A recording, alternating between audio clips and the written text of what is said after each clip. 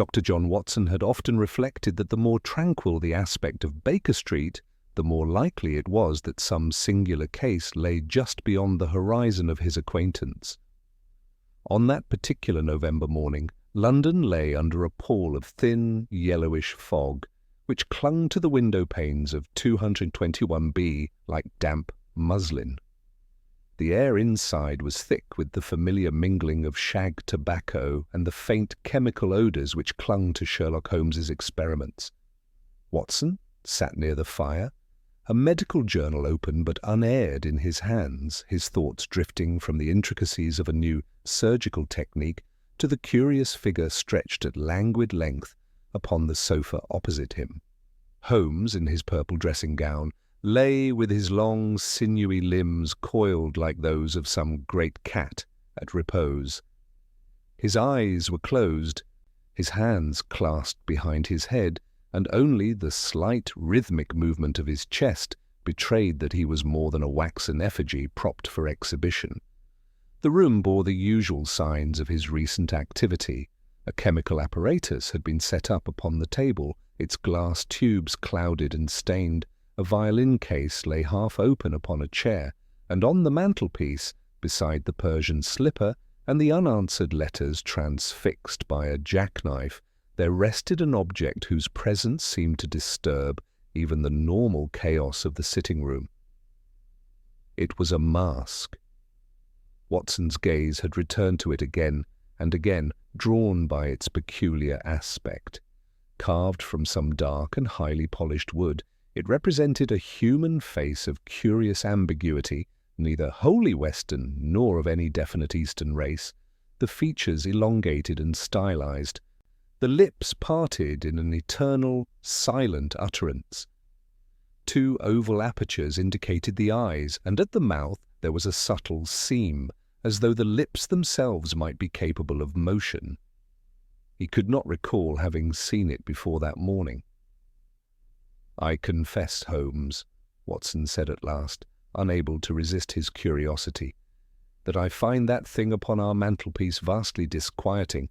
One might almost imagine it was watching us." Holmes did not open his eyes, but a faint smile touched his hawk-like features. "Your imagination does you credit, Watson," he murmured. "You will observe, however, that the alignment of the pupils is fractionally askew.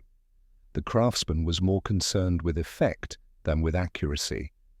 The result is that the mask appears to fix its gaze upon whichever corner of the room the observer happens to occupy. A cheap, theatrical trick, and yet, I admit, a rather effective one." "Theatrical?" Watson repeated. "Then it is some property from the stage?" Holmes opened his eyes and sat up, his long fingers steepled together. The stage, the séance room, the drawing-room of the wealthy dilettante, this singular object has played its part in all three, if I am not mistaken. You have remarked, I hope, the faint traces of rosin on the inner surface of the chin and the minute scratches at the edge of the right temple? Watson rose, took the mask carefully from the mantel, and peered within. "I see nothing," he confessed. "Nothing, at least, that I could identify with any confidence." "That is because you are seeking the thing itself and not its consequence," said Holmes. "Allow me." He took the mask from Watson's hands and tilted it so that the light from the window struck across the inner curve. There, sure enough, the doctor saw some fine whitish streaks no broader than a hair. "A string, Watson," Holmes said quietly, "drawn repeatedly and with some force across the same point. A violin string or some other fine chord. Combine that with the faint odour of mineral oil which still clings to the hinges at the jaw and with the construction of the mouth itself, and it should be apparent even to a man of your intelligence what purpose this object was put to." "Some sort of automaton," Watson ventured. "A mechanical trick to give the impression of speech." Holmes inclined his head. "Precisely. Within the last year, The use of small phonographic devices hidden within furniture and other articles has become surprisingly common amongst those who wish to amaze their friends without exerting themselves. Speaking busts, talking chairs. Our age is fertile in puerile ingenuity. This mask, however, is of a rather more dramatic application. He would doubtless have elaborated, but at that instant the familiar, heavy tread of Mrs. Hudson sounded upon the stair, followed by a discreet knock upon the door. "A gentleman to see you, Mr. Holmes, sir," she announced, her Scots accent more pronounced in her agitation. "And a lady as well, if you please. I put them in the sitting-room below till I'd asked if you were—" "We are always at the disposal of distress, Mrs. Hudson," Holmes interrupted, rising with sudden energy. "Show them up at once." Watson straightened his tie and smoothed his moustache, his curiosity thoroughly awakened. Clients in pairs were not unusual in their experience, but there was a certain urgency in Mrs. Hudson's manner that suggested more than an everyday consultation. A moment later, the door admitted two figures who, in their contrast, might have illustrated some moral on the diversity of human experience. The first was a man of perhaps 50 years, tall and spare, with iron-grey hair thinning at the temples and a clean-shaven face drawn into lines of habitual severity. His frock-coat was of excellent cloth, though somewhat dusty at the hem, as if he had come directly from some journey. His eyes, dark and deep-set, were restless, moving from Holmes to Watson, and then, with a curious start, to the mask upon the mantelpiece. The second was a young woman, no more than 25, whose bearing betrayed both breeding and strain. Her gown, though simple, was well cut and of good material. Her gloved hands twisted a handkerchief in a nervous, unconscious motion. The pallor of her complexion and the dark circles beneath her eyes spoke of sleepless nights. Holmes's quick glance took them both in, from the mud-spattered edges of the gentleman's boots to the faint crease in the lady's right glove. "Pray be seated," he said, indicating the chairs by the fire. "You will find, sir, that the chair nearest the window affords the best light, which I fancy will be of importance to you."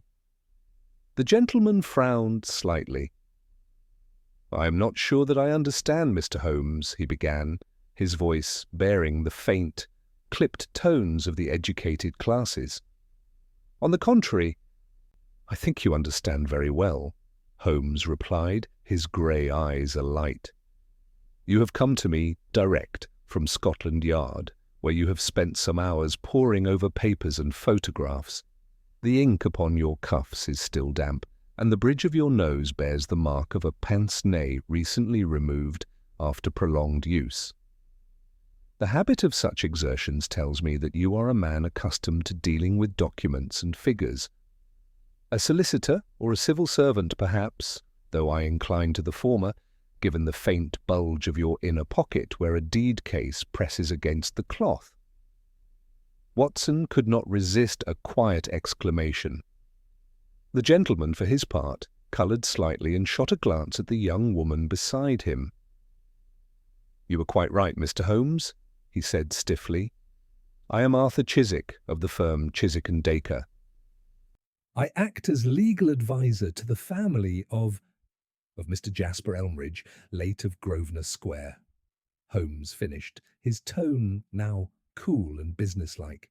"And this young lady is Miss Clara Elmridge, his daughter." The young woman started, her hand flying to her throat. "How could you possibly—" Holmes waved the hand that did not hold his pipe. "Your mourning, Miss Elmridge, is not of the full severity appropriate to a widow. Yet the black ribbon at your collar and the jet buttons upon your gloves indicate a recent bereavement. The crest embroidered upon your handkerchief, though hastily folded, is that of the Elmridge family, whose affairs Mr. Chiswick has handled these 10 years past. Your likeness to the late Mr. Elmridge, whose photograph appeared in the Times but 3 days ago, supplies the rest." It is regrettable that the occasion which brings you here is a tragic one, but I fear that is all too often the case in my profession." At the mention of her father's name, Miss Elmridge's composure trembled. She looked for a moment as though she might break down entirely, but she mastered herself with an effort. "It is not only my father, Mr. Holmes," she said, her voice low but steady. "It is Mr. Blaine as well. They say that he—" She faltered, glancing at Chiswick. "They say that he killed himself," the solicitor supplied bluntly, "under the weight of his guilt." "And you do not agree with that conclusion?" Holmes asked. Chiswick pressed his lips together. "I am a man of law, Mr. Holmes. I concern myself with evidence, not with idle speculation. The evidence, as presented, is damning enough." "Nevertheless," his glance flickered again towards the mask, "there are aspects of the affair which I confess I find disquieting. Miss Elmridge, however, is convinced of Blaine's innocence. It is at her request that we are here." Holmes turned his full attention upon the young woman. "Then pray tell me, Miss Elmridge, in your own words, what has occurred." She swallowed, steadying herself, and began. "You know, perhaps, that my father, Mr. Jasper Elmridge, was a manufacturer of some standing," she said. "His factories in the north have supplied machinery to half the railways of the empire. He was a hard man, Mr. Holmes, but not, I think, an unjust one. We lived in Grosvenor Square. Mr. Henry Blaine was his secretary and man of business, and had been with him for 8 years. My father trusted him. Until 3 nights ago," Chiswick interjected grimly. Miss Elmridge shuddered. "3 nights ago," she continued, "my father gave a small gathering at our house. He was fond of displaying curious inventions and mechanical toys to entertain his guests. On this occasion, he had invited a certain Mr. Lucien Armitage, a sort of illusionist, I suppose you would call him. Mr. Armitage had devised a mask that could speak as though with a voice of its own." Watson felt a chill creep along his spine. Unconsciously, his eyes went again to the dark, polished face upon the mantel. "A mask that could speak," Holmes repeated softly. "How very singular. Pray go on." "Mr. Armitage's device was the marvel of the evening," Miss Elmridge said. "He called it the oracular mask. My father thought it would amuse his guests to put questions to it, as though it were some sort of mechanical oracle. The lights were lowered. Mr. Armitage placed the mask upon a stand in the drawing-room, and he wound some hidden mechanism.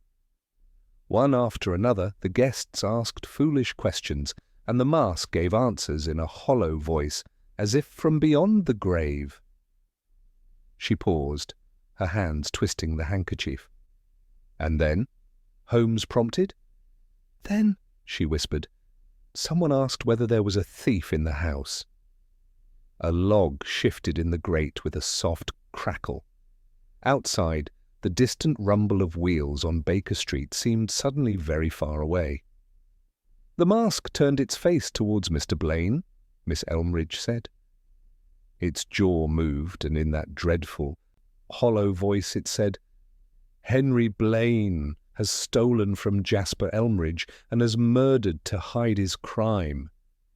"My dear lord," Watson exclaimed involuntarily. "There was a scandalous scene," Chiswick said, his tone harsh. "Elmridge flew into a rage. Blaine protested his innocence, of course, but the guests were in an uproar. Mr. Armitage insisted that the mask's responses were entirely mechanical, that it could only repeat what had been prepared in advance. Who prepared it, then? Who set it to accuse Blaine? That is the question, Mr. Holmes. For the next morning, Henry Blaine was found dead in his chambers." "Dead how?" Holmes asked. His eyes narrowed to slits. "A pistol shot to the head," Chiswick replied. "The door locked from within. On the table beside him, that cursed mask, and the pistol in his own hand." For a moment, there was silence in the room, Scotland Yard," Chiswick went on, "is satisfied that Blaine, discovering that his guilt had somehow come to light, took his own life rather than face arrest. They have already found irregularities in the account sufficient to warrant that conclusion. I have seen the figures myself. Money is missing, thousands of pounds over the years." "And yet you are here," Holmes observed.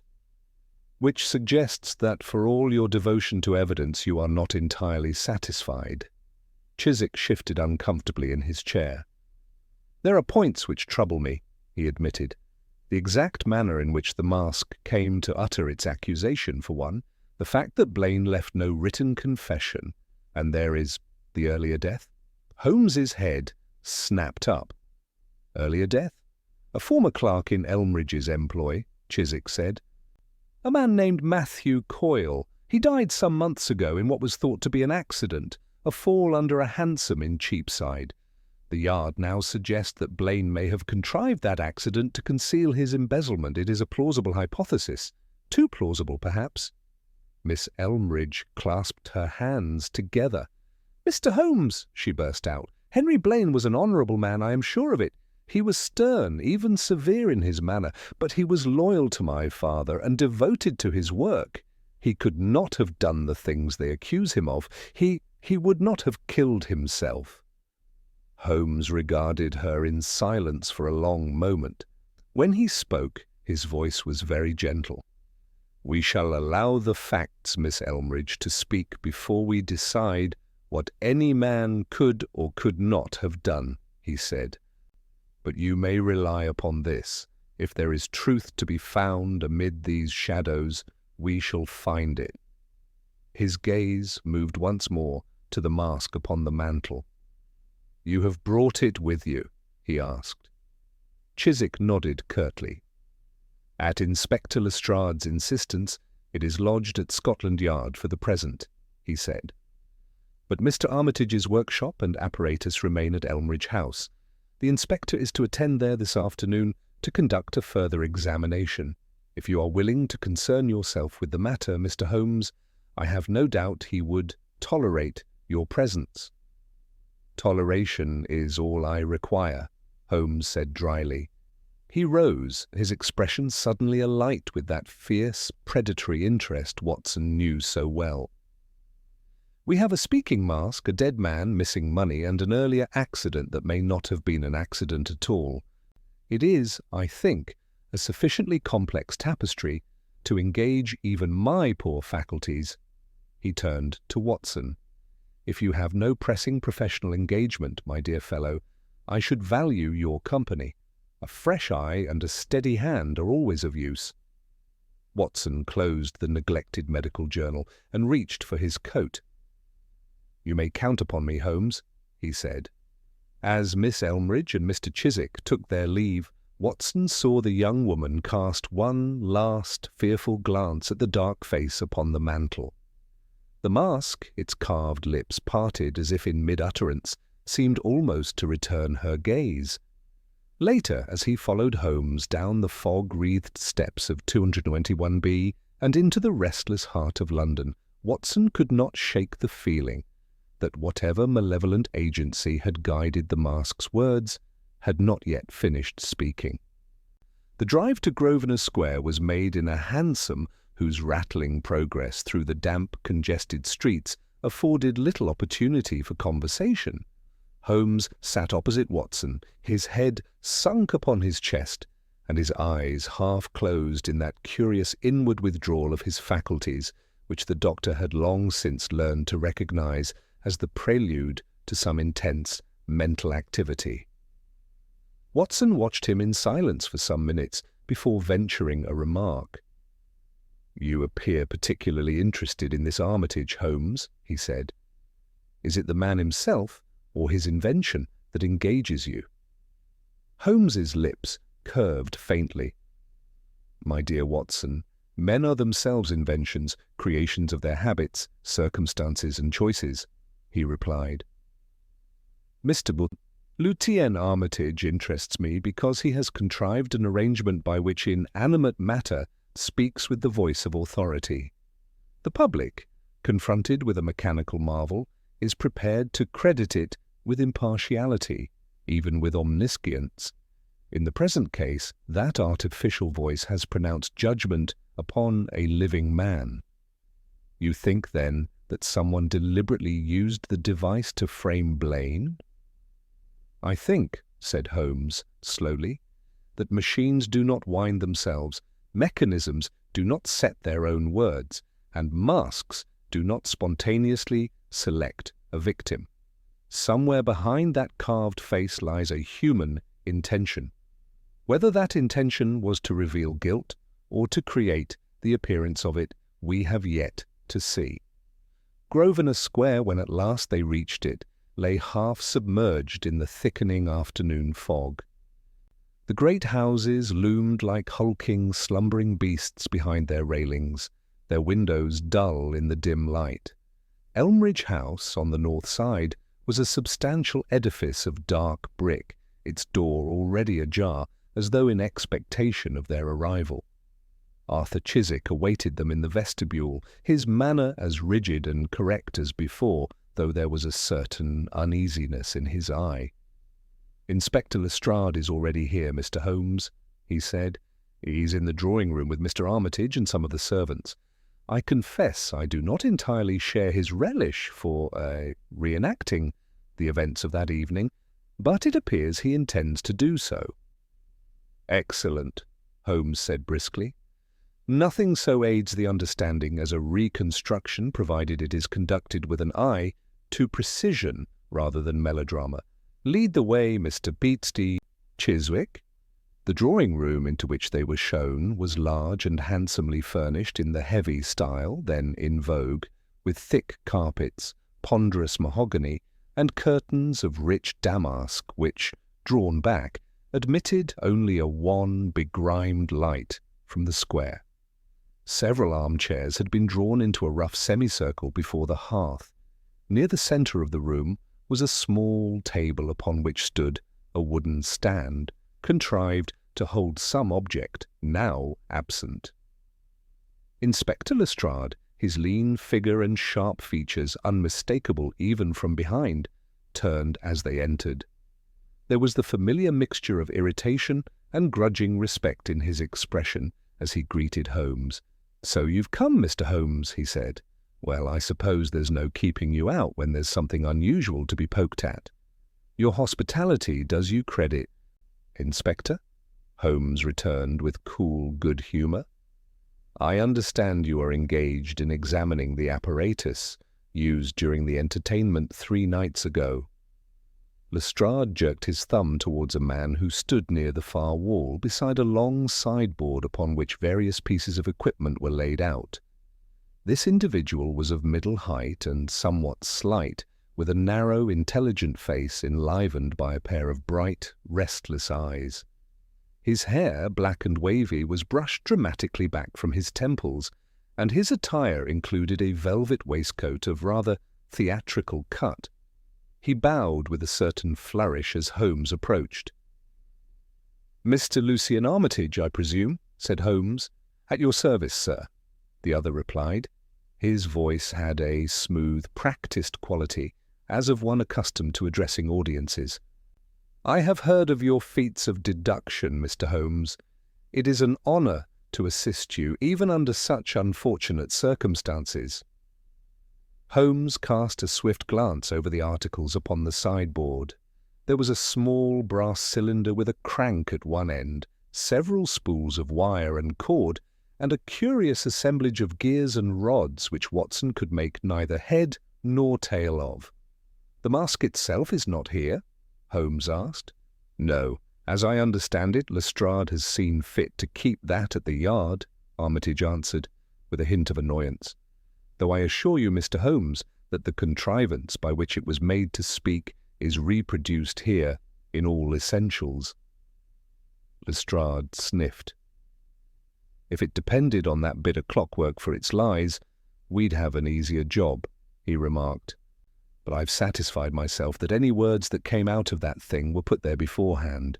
The question is who put them and why, and that, I fancy, is a matter of human nature, not cogs and springs." Holmes's long fingers played lightly over the brass cylinder. "This is your phonographic device?" he inquired. "Yes," Armitage replied with evident pride. "An adaptation of the Edison principle, though much refined. The cylinder is prepared to receive an impression of the spoken word. Once wound and engaged, the mechanism will repeat those words through a resonating chamber concealed behind the mask." "And the control of the mouth's motion?" Holmes asked. Armitage indicated a narrow length of gut stretched between two small pulleys. "A simple matter of linkage, sir. When the mechanism is in motion, this cord is drawn, causing the jaw to open and close.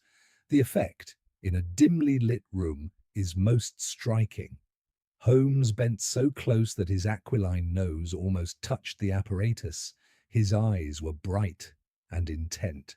"And on the night in question," he said, "this cylinder contained a prepared set of answers to be played back in response to the guest's questions?"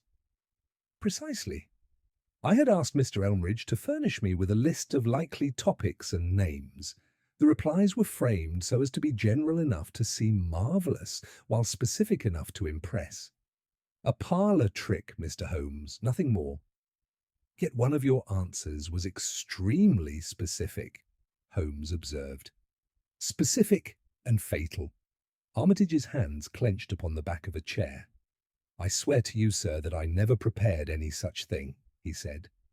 "My mechanism could not produce words that were not first spoken into it. I played no part in accusing Mr. Blaine.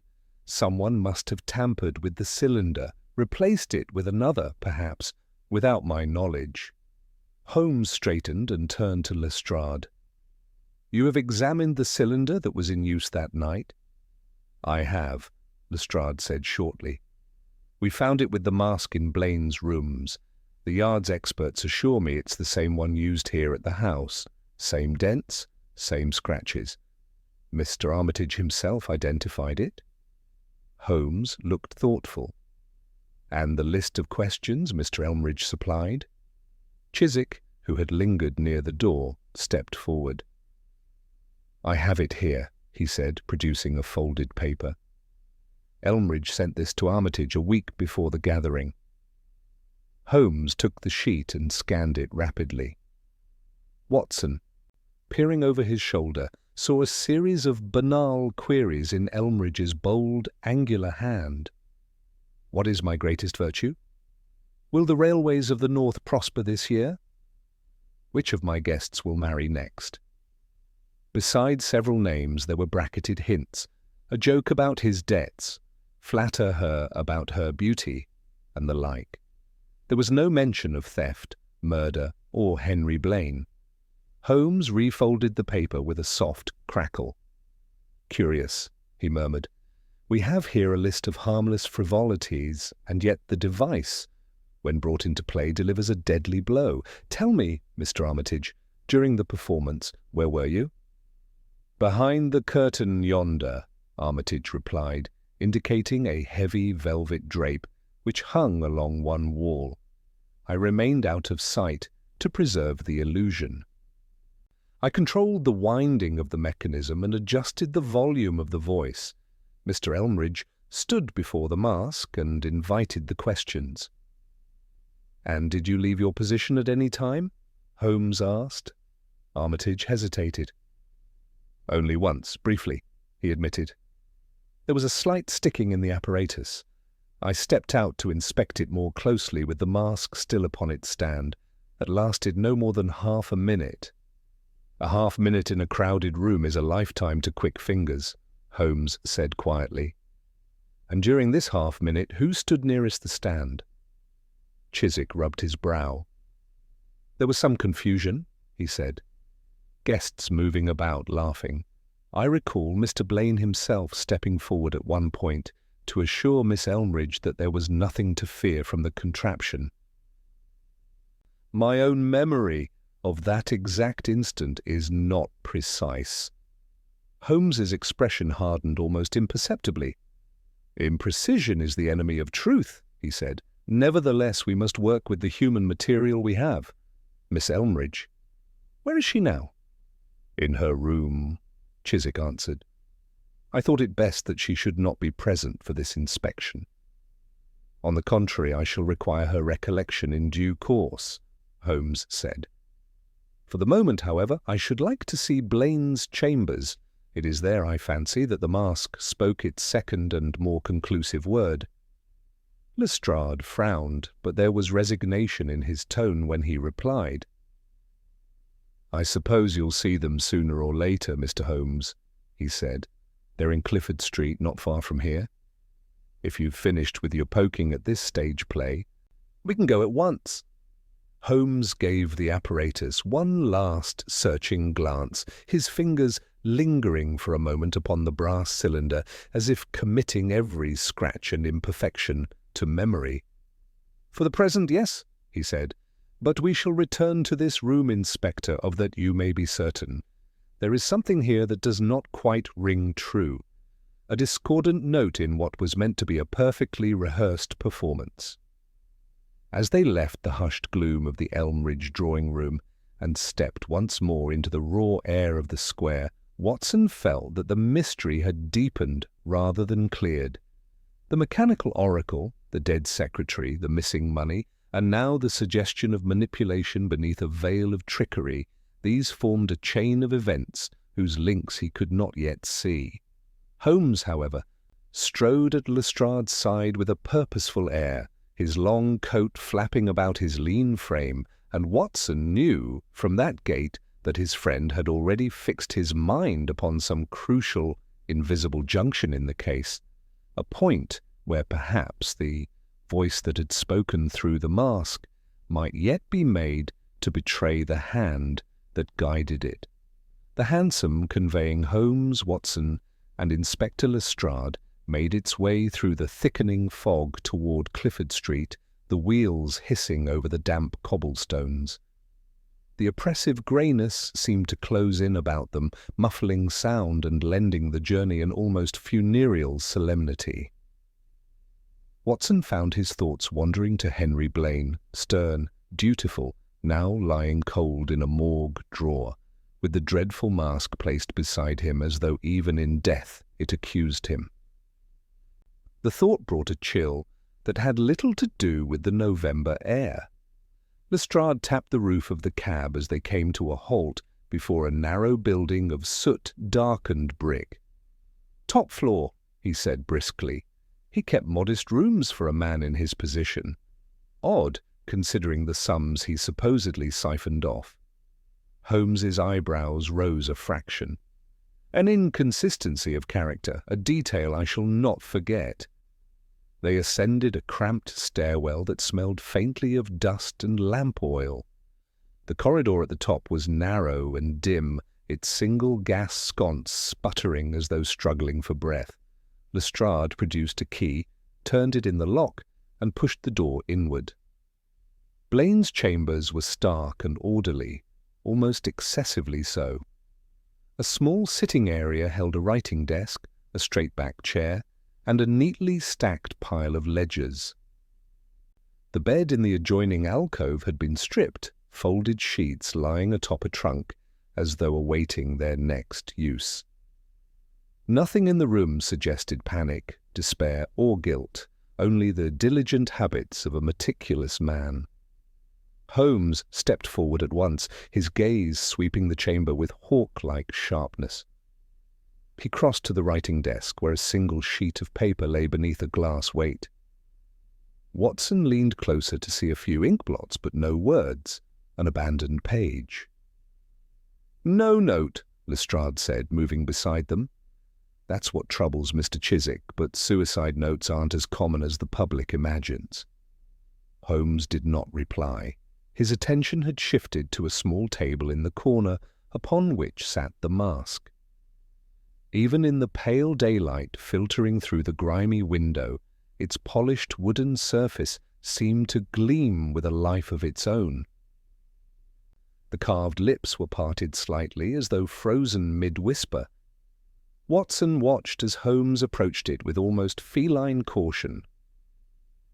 "The position of the mask," Holmes murmured, "is precisely where Lestrade found it?" "Exactly," Lestrade said. On the table beside the body, looked as though Blaine had set it down just before, well. He gestured vaguely toward the floor, unwilling to conjure the image fully. Holmes crouched before the table, examining it at eye level. "There is no dust ring," he observed, "meaning the mask was placed here recently and not moved about by police or onlookers." Lestrade sniffed.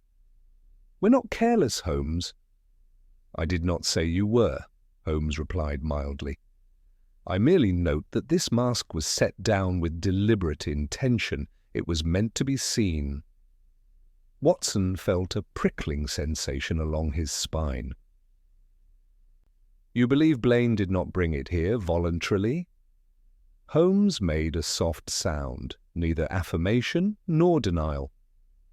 "A conclusion requires evidence, not intuition. Let us gather it." He rose and moved to the window.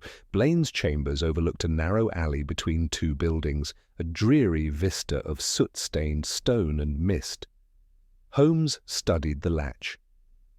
"Locked from within," Lestrade said behind him. "We had to force the door. The window was fastened, the key inside the room. No sign of another entry." "Appearances," Holmes murmured, "are the first refuge of the deceiver." He examined the lock with careful fingertips, then moved toward the floor beneath the window, where a faint scuff caught his eye. Watson, accustomed by now to Holmes's silent signals, knelt beside him. A thin coating of dust lay along the skirting board, disturbed in one small crescent-shaped mark no wider than a thumb. "A boot," Watson said quietly. "The heel, perhaps." Holmes nodded, eyes narrowing. "But not a man's heel. The curve is too fine. More likely a woman's shoe." Lestrade frowned. "A woman? In Blaine's rooms? There's no evidence of any such thing." Holmes gestured lightly toward the floor. "Evidence is precisely what lies before us, Inspector. The question is how it came to be here." He stood and crossed to the writing desk, lifting one of the ledgers with delicate care. The spine cracked faintly as he opened it. "Tell me, Lestrade, the irregularities in Blaine's accounts, were they substantial?" "Substantial enough," Lestrade replied. "Amounts withdrawn gradually over years, neatly hidden, but not invisible." Holmes turned another page. "Curious, these figures are immaculate. Whoever kept these records possessed not only skill but pride in precision. See here." He pointed to a column of annotated entries, each line identical in script, spacing, and form. "A man capable of such exactitude," Holmes continued, "would scarcely allow discrepancies to accumulate in a manner traceable to himself. It is contrary to his nature, unless—" He closed the ledger abruptly. "Unless the discrepancies were introduced by another hand." Lestrade opened his mouth to object, then shut it again. "I suppose it's possible," he conceded reluctantly. Holmes moved to the small fireplace set into the wall. It had been recently swept. The ashes were minimal, but a single scrap of charred paper clung stubbornly to the grate's iron edge. With the aid of Watson's pocket-knife, Holmes prized it loose and held it to the light. Only a fragment remained, a corner of parchment bearing two inked letters. "C.R.," Watson frowned. "A name, perhaps?" "A title, more likely," Holmes said, "or an abbreviation, something Blaine or another sought to destroy but incompletely." Lestrade crossed his arms. "It's thin, Holmes, a scrap of ash and a scuffed bit of floor. You know the yard can't chase shadows." Holmes's lips twitched into a slight smile. "You have always mistaken shadows for the absence of substance, Inspector. I assure you the two are intimately connected." He straightened suddenly, his eyes alight. "Watson, observe the mantel." Watson turned. Atop it lay a small silver photograph frame. He lifted it carefully. The image depicted a group of men and women gathered before a large industrial building. At the center, stood Jasper Elmridge, stern and imposing. To his right, Henry Blaine, and beside Blaine, almost hidden behind the others, stood a man Watson did not recognize, tall, narrow-faced, sharply dressed, with an expression both aloof and calculating. Holmes joined him. "There," he said softly, touching the man's image. "Do you see, Watson? Our unknown figure appears neither clerk nor labourer, and yet he stands among both. His features suggest a foreign birth, perhaps continental. His presence is deliberate but unobtrusive, a man accustomed to observing rather than participating." Lestrade gave a dismissive grunt. "Could be anybody." "Every face has a purpose, Inspector," Holmes replied. "This one more than most. Why would Blaine keep such a photograph at all unless the man bore significance?" He handed the frame to Watson. "Do not forget that face, my dear fellow. It will return to us." Before Watson could reply, footsteps sounded in the hall, light and hesitant. A moment later, a timid knock came at the door. Lestrade opened it to reveal a young maid in a dark uniform, one of the Elmridge household, by her attire. She clutched her hands together anxiously. "Begging your pardon, sir," she said to Lestrade, "but Mr. Chiswick sent me. Miss Elmridge, she's taken ill. She wishes to speak with Mr. Holmes at once." Watson felt Holmes tense beside him. "Has she collapsed?" Holmes asked sharply. "No, sir," the maid stammered. "Only she received a note not 10 minutes past. When she read it, she turned pale as chalk. She says it concerns Mr. Blaine." Holmes was already moving toward the door. "Lestrade," he said, "we must return to Grosvenor Square immediately. Something moves beneath the surface of this case, something that fears discovery." Lestrade followed, muttering, "Another blasted twist." As they descended the stairwell, Holmes spoke in a low voice meant only for Watson. "We have disturbed the serpent's coil," he said, "and now it stirs. Whoever set that mask to speak a lie, or a truth too dangerous to bear, has not yet finished his design. We must hear what Miss Elmridge has to tell us, for I fear the next word spoken in this affair may not come from a wooden mouth, but from a far more perilous one."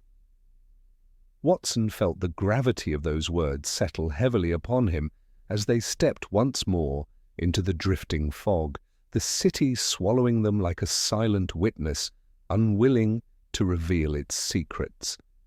The fog seemed to deepen as they made their rapid return to Grosvenor Square.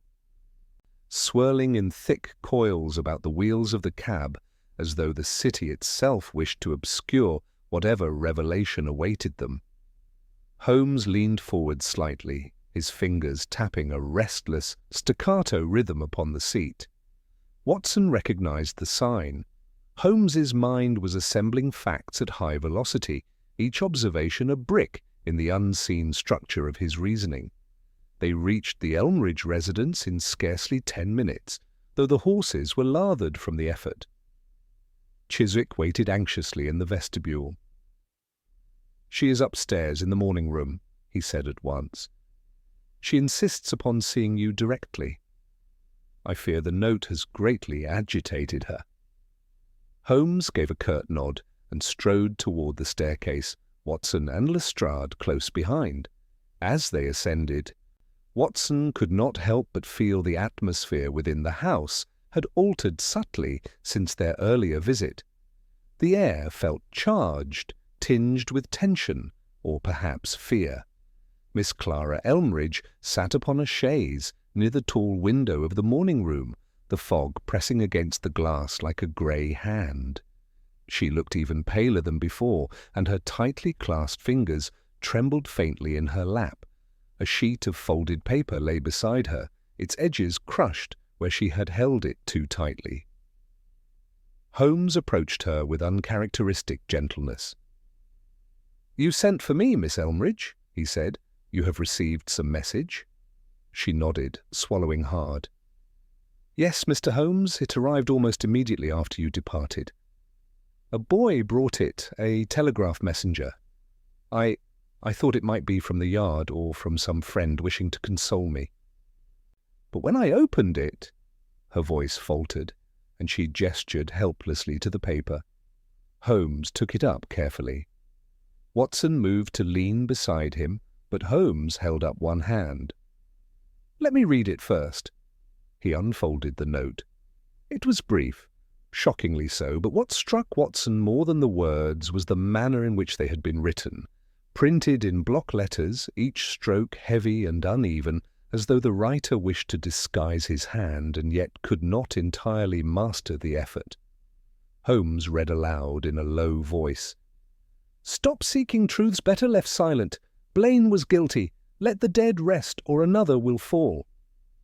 Watson felt a chill even before Holmes added, "Unsigned, no address." Lestrade stepped forward sharply. "Delivered by a messenger boy, you said. Did you see him clearly, Miss Elmridge?" She shook her head. "No, Mrs. Widdowson. Rowan accepted it at the door. She said it was simply a boy in a cap, nothing unusual." Holmes examined the paper again, this time with more scrutiny, lifting it toward the nearby lamp. "Cheap stationery, common to any number of telegraph offices," he murmured. "But the ink, smudged at the corner. Watson, do you see? A faint brownish tinge, that is no common writing ink. It has the particular hue of a chemical mixture used in certain photographic processes." Watson leaned closer.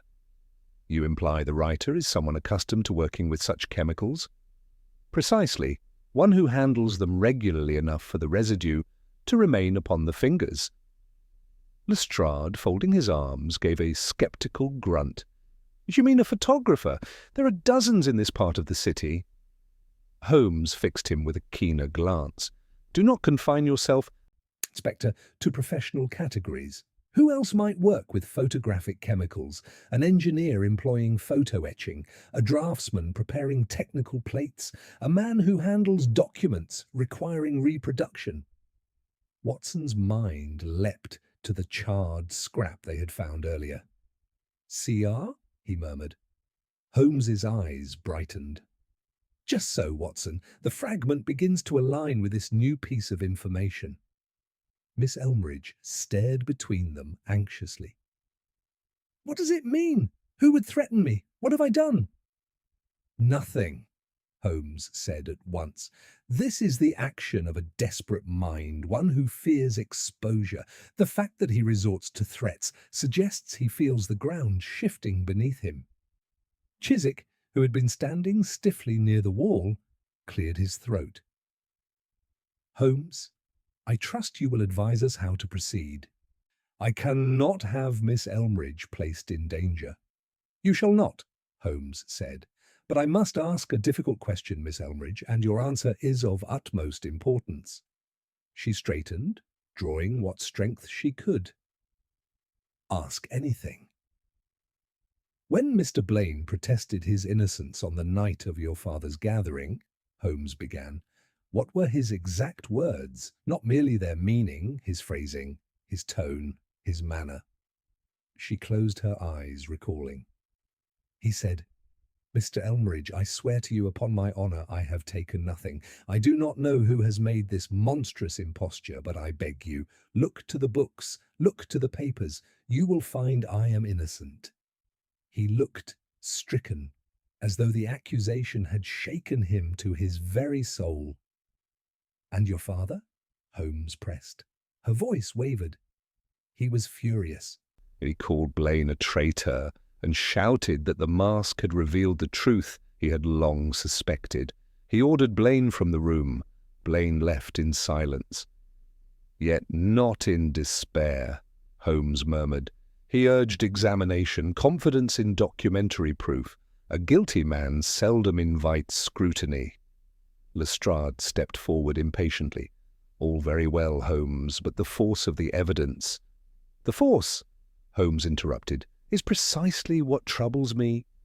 Too forceful, too orderly, as though arranged for us to find. Consider the mask, the perfect theatrical instrument for a dramatic accusation. Consider Blaine's apparent suicide, committed with excessive neatness, leaving behind the very object that had accused him. Consider the accounts, discrepancies revealed only after Blaine's death, yet beyond what the man's character would have permitted. Lestrade exhaled sharply. You think it's all staged? I think, Holmes said quietly, that someone has woven a tapestry of guilt around Blaine so complete that to unbelievers it appears indisputable. Such craftsmanship betrays not passion, but calculation. Watson watched Holmes turn the threatening note over once more, as though weighing not the paper, but the mind behind it. It is time, Holmes said at last, that we speak again to Lucien Armitage.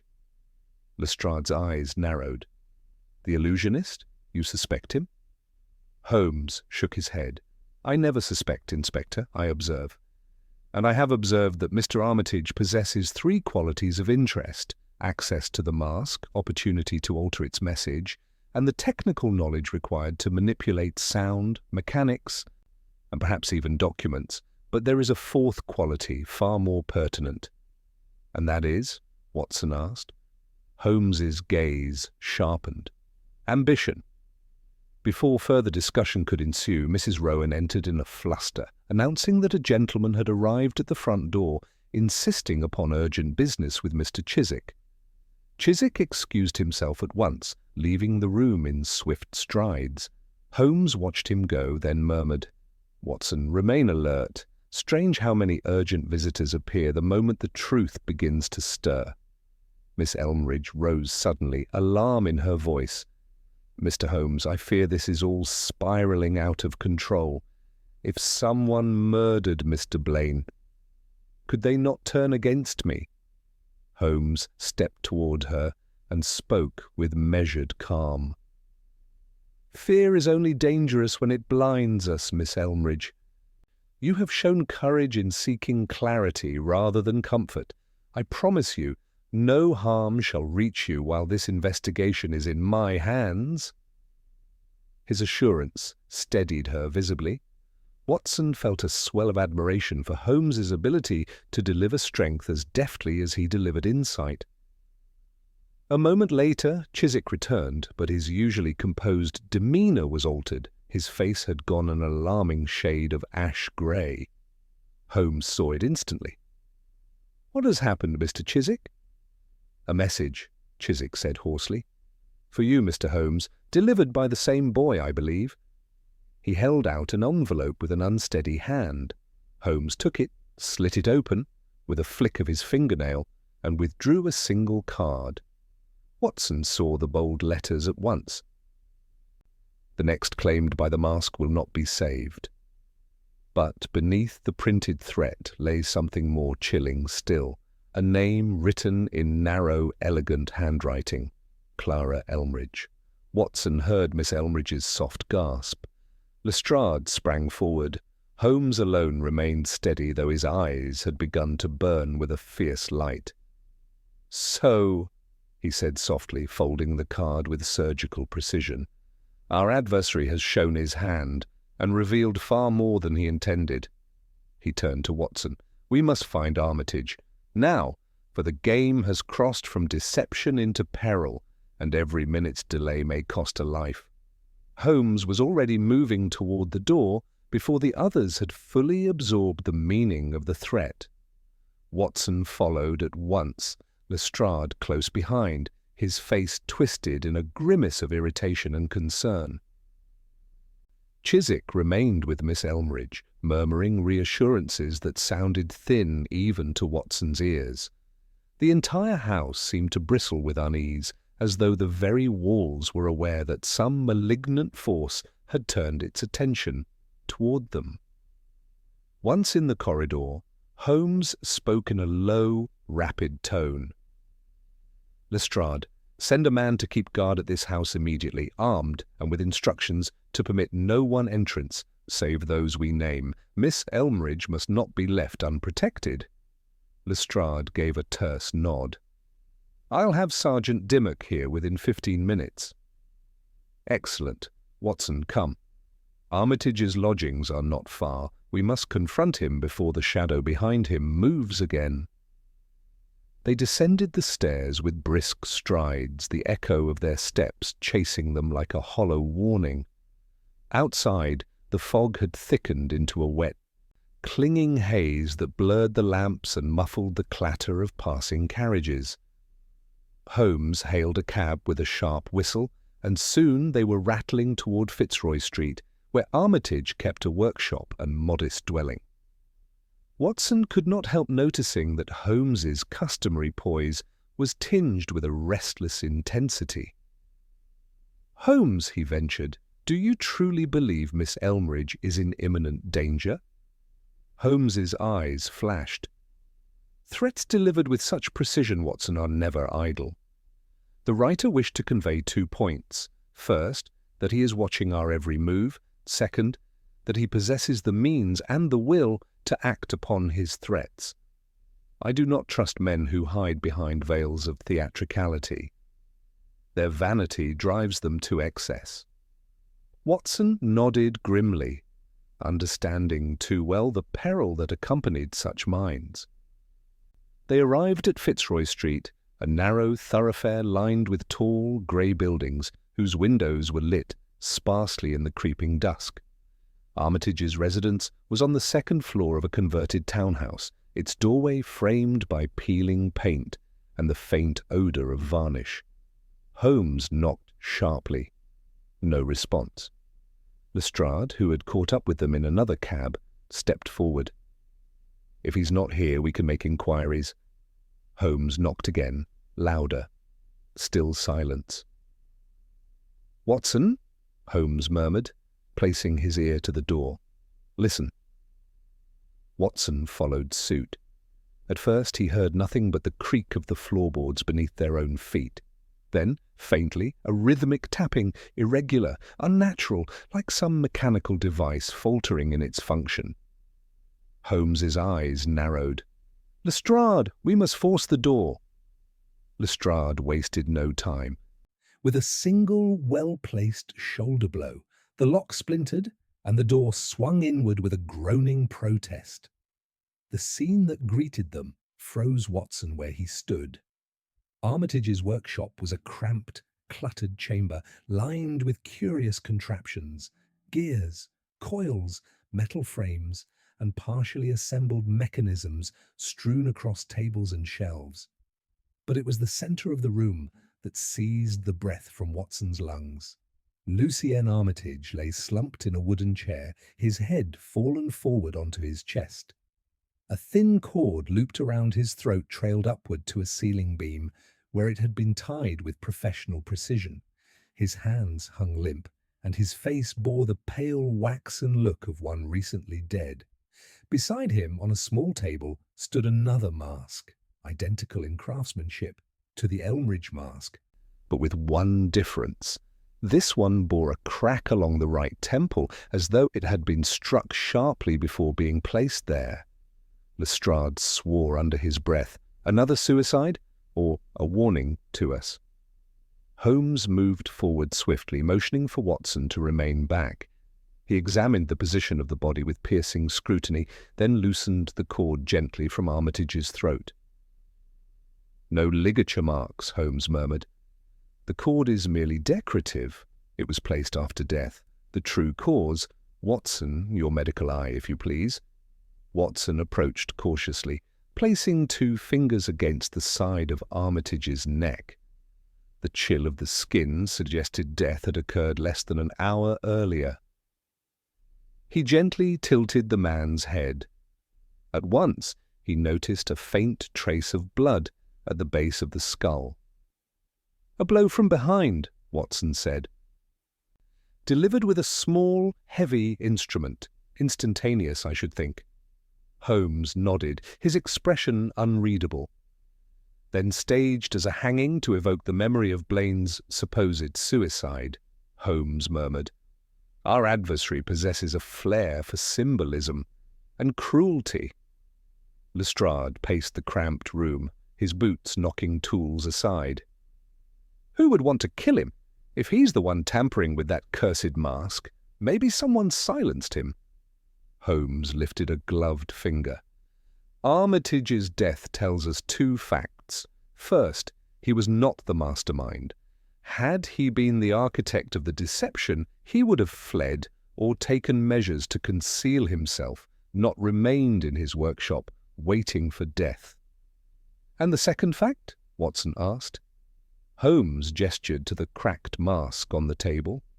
He was preparing something, perhaps a replica or a variation of the device used at Elmridge House. Look here, Watson. Watson stepped closer, examining the interior of the mask. A small phonographic cylinder had been inserted, but unlike the earlier device, this one was unwound, its grooves uncut. No message had yet been recorded. Holmes's voice darkened. Someone interrupted him before he could set it. Lestrade scratched his chin. But what does it mean? A second mask, another recording, what for? To ensnare another victim, Holmes said softly, or to further implicate Blaine, or, most disturbingly, to accuse someone yet untouched by suspicion. Watson felt a cold weight settle in his stomach. You think this was intended for Miss Elmridge? Holmes did not answer at once. Instead, he scanned the workshop with rapid, practiced precision. His eyes darting from tool to paper to unfinished mechanisms. There, he said suddenly, pointing to a small scrap of paper pinned beneath a gear. Watson retrieved it. On it, in Armitage's neat but hurried hand, 2 words had been scrawled. Photographic plates. Beneath the words, a faint sketch, rectangular, with a series of small squares arranged along one edge. Holmes's eyes shone with fierce recognition. Watson, he whispered. Armitage discovered something recorded, developed, or printed. Something worth killing him for, a plate, perhaps, capturing evidence the murderer could not afford to let survive. Lestrade stepped forward. Then where is it? I'll turn this place upside down if I must. Holmes shook his head. No, the murderer has already done so. Indeed, as Watson looked more closely, he noticed several drawers left half open, papers scattered without care, and a cabinet whose lock had been forced. Holmes drew a slow breath. We are not dealing with a common killer, Lestrade. This is a mind of cunning, patience, and foresight, a mind that manipulates invention, illusion, and perception with equal ease. He turned toward the door abruptly. We must return to Elmridge House at once. Chiswick must be questioned further, and Miss Elmridge must be protected, and above all, his gaze swept back to Armitage's lifeless form. The murderer believes he has removed an obstacle. He will now move swiftly to execute his next design. Watson felt the gravity of the moment press upon him as they hurried from the workshop. The fog outside had grown thicker still, swallowing sound and shape alike. It seemed to Watson that London itself recoiled from the nameless figure who moved through its streets with silent purpose, killing, staging, threatening, shaping the very narrative of guilt and innocence. As they climbed once more into the cab, Holmes spoke in a tone that carried both urgency and dread. Watson, we stand upon the threshold of the true mystery. Armitage has paid for his knowledge with his life. Now we must learn what he discovered before the mask speaks again. And with that, the cab lurched forward into the shrouded streets, carrying them toward a revelation Holmes sensed but could not yet fully grasp. The cab bore them through the thickening fog at a reckless pace, Holmes urging the driver forward with an impatience Watson rarely witnessed except in moments of true peril. The gas lamps flickered fitfully in the mist, casting long, wavering shapes that moved like phantoms beside the carriage. Watson felt a tension in the very air, as though unseen forces were converging upon a single, inevitable point. Holmes leaned forward, his face a mask of hard focus. Watson, consider Armitage's final actions. He was preparing a mask, identical to the first, yet unfinished, a phonographic cylinder unwound, a note referencing photographic plates, and then he is murdered before completing his work. Watson nodded, recalling the lifeless form still slumped in that dreadful workshop. He was attempting to produce evidence, perhaps, something he had recorded. Not merely produce it, Holmes said, protect it, and that, Watson, is why he was killed. Lestrade, who rode opposite them, exhaled sharply. You speak as if Armitage were innocent. But he admitted to controlling the mask during the performance. He could have tampered with the mechanism. Holmes's eyes flashed. No man who intends murder invites scrutiny by placing himself within arm's reach of detection, and Armitage's reaction to the accusation, his horror, was genuine.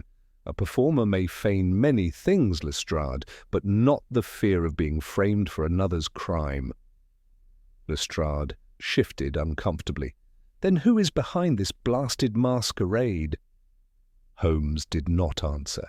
His gaze had turned inward, as though the answer lay just beyond the reach of conscious understanding. When they arrived at Elmridge House, the fog had thickened into a heavy, mute shroud. Sergeant Dimmock stood alert before the door, nodding rigidly as Lestrade barked instructions. The moment they stepped inside, Holmes moved with swift precision. Lestrade, speak with the staff. Determine who has come or gone since our departure. Watson, come with me. They ascended the stairs to the morning room.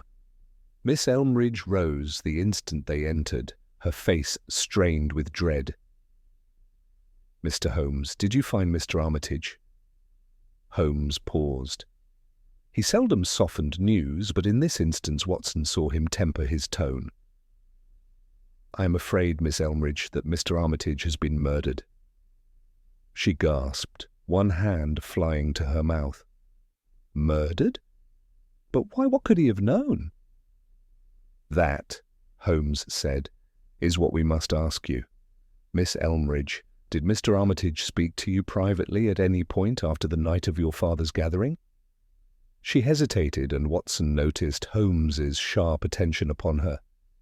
He asked to see me yesterday morning, she said finally. He wished to apologize for the events of that night. He said he feared he had been used, though he did not say by whom. He asked about Henry Blaine, whether my father had trusted him implicitly. Watson leaned forward. And what did you tell him? I told him the truth, that Mr. Blaine had served my father faithfully for 8 years, and that my father had valued him greatly.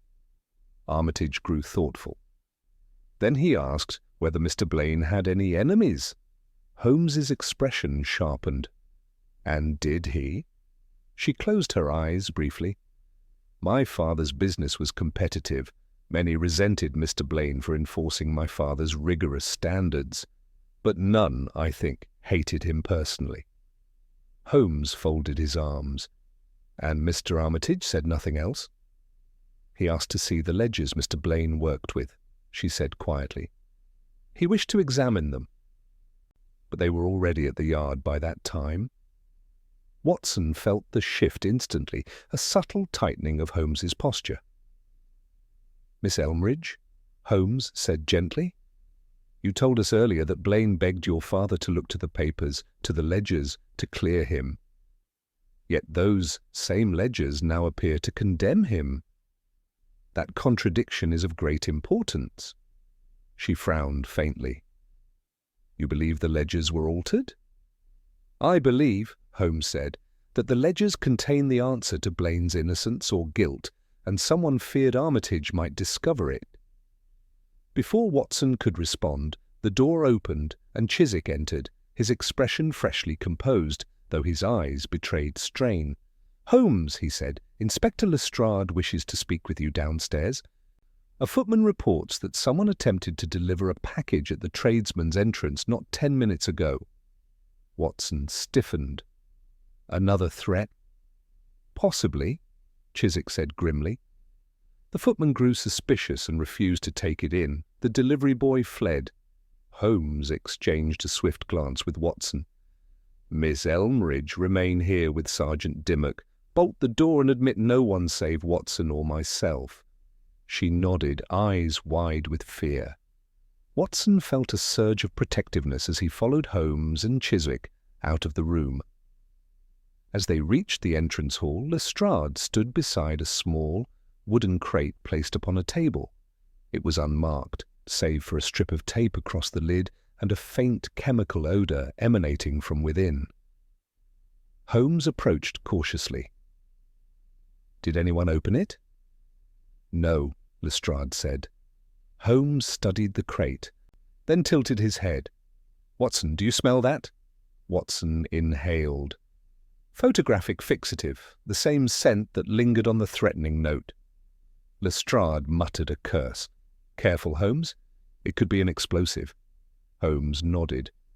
"Or it could be something far more informative." With delicate precision, he used the blade of his pocket knife to lift the lid of the crate. A soft, clicking sound issued from within, steady, mechanical, unsettling. Inside lay a small metal device with a crank, positioned beside a mask nearly identical to Armitage's creations. Its mouth was slightly open. The cylinder attached to the device was already wound. Holmes's face became a mask of pure concentration. "No one move," he said sharply. "The mechanism is primed. If it is set to play, the message may reveal our culprit or his intentions." Lestrade grimaced. "You think he sent us a talking confession?" "Hardly," Holmes murmured. "More likely a threat or an instruction." Holmes reached into the crate with slow, careful fingers. He turned the crank by a fraction. The mechanism clicked, caught, and then, hollow, metallic, dreadful, words began to spill into the hallway. "The mask speaks for the wronged." Silence followed. The cylinder spun once more. "The next will fall before midnight." A final, rasping utterance emerged before the mechanism wound down. "Let Holmes look to the man who profits most." The device stopped. Watson felt a cold weight settle into his stomach. "The man who profits most," he repeated. "Holmes? What does he mean?" Lestrade scowled. "Sounds like the ravings of a madman." Holmes did not respond immediately. He remained perfectly still, his eyes half-lidded as though hearing more in the silence than in the message itself. At last he spoke. "The piece is almost complete, Watson. One more stroke and the entire picture will reveal itself. Our murderer, our conductor of this dreadful masquerade, has shown not only malice but remarkable foresight. Yet in doing so he has betrayed his hand." Lestrade folded his arms. "And whose hand is that?" Holmes's gaze sharpened to a razor's edge.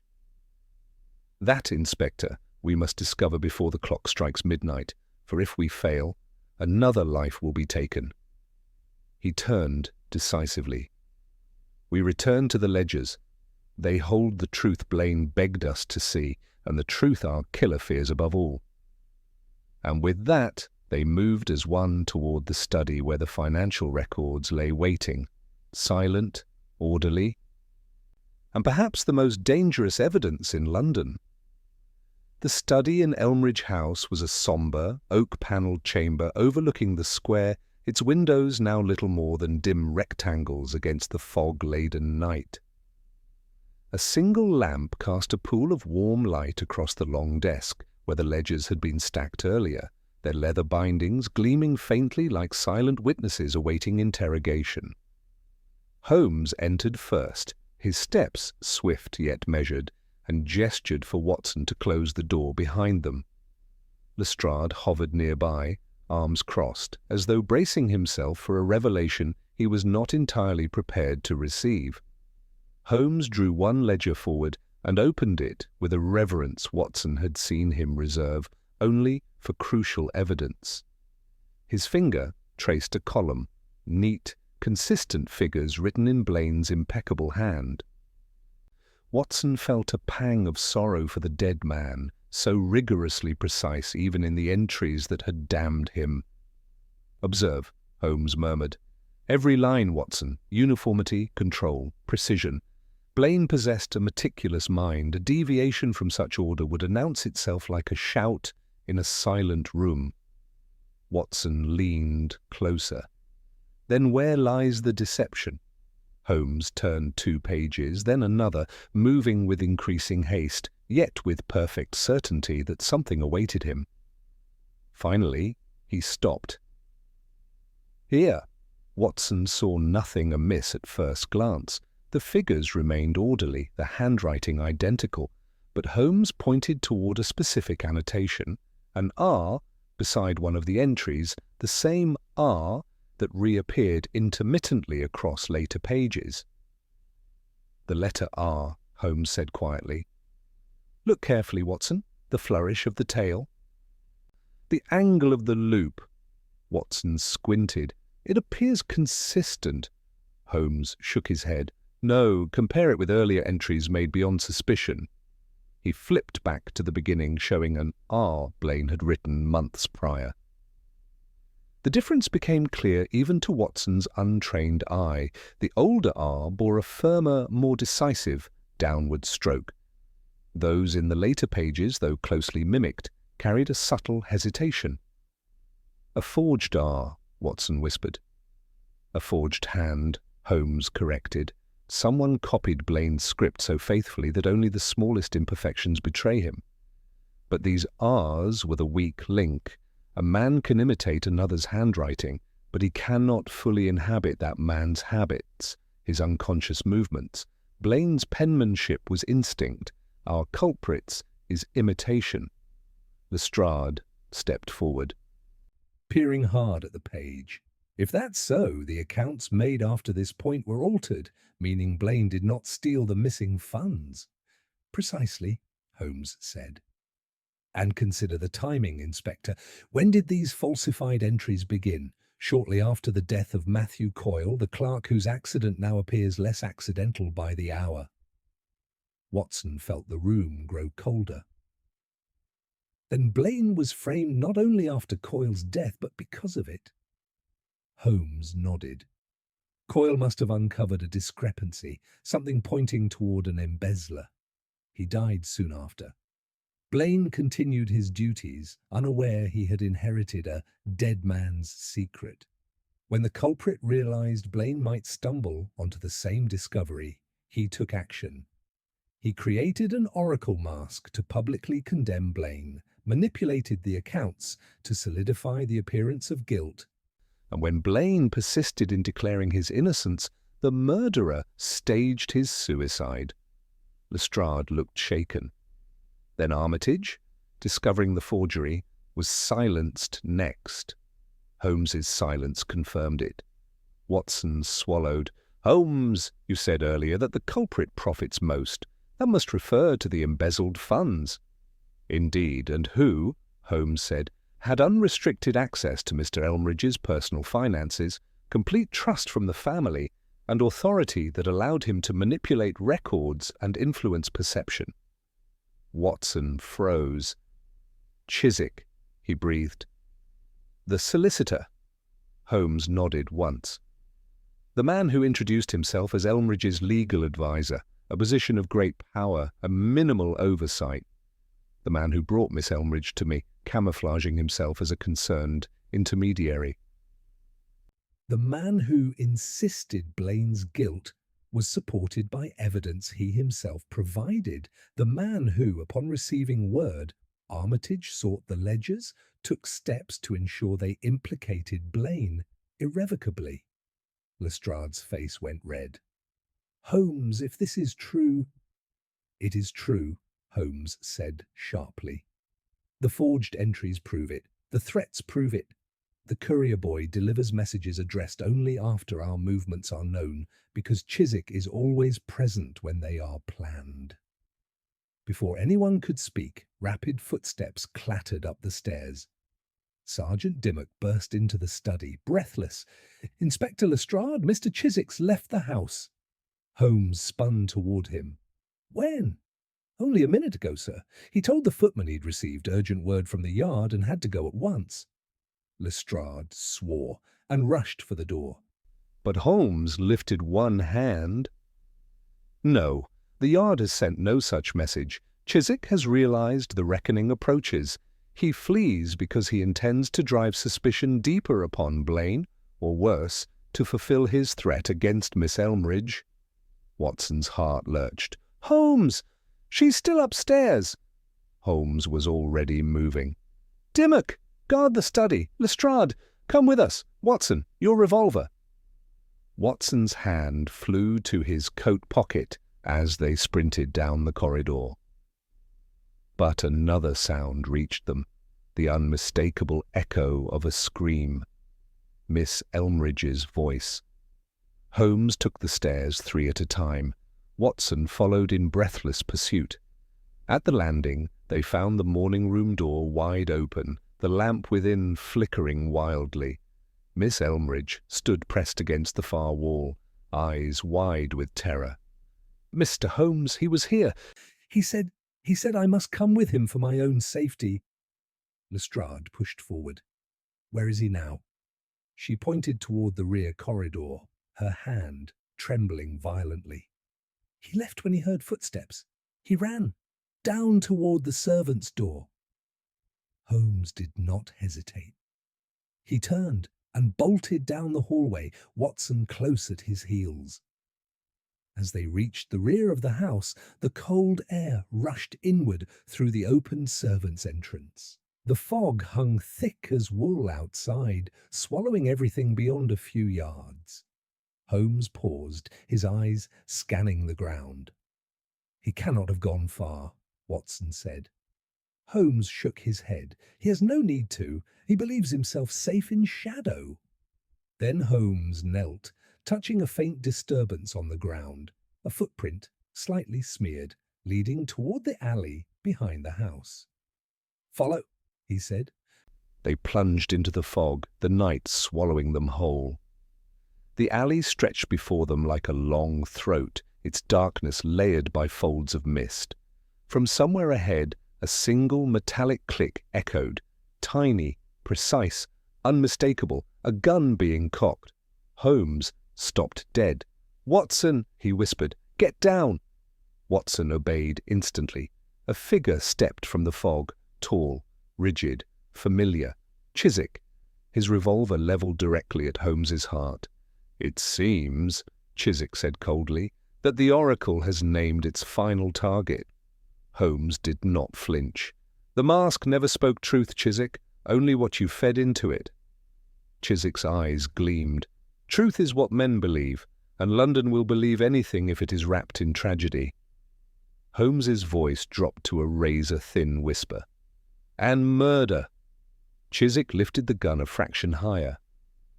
"Murder," he agreed.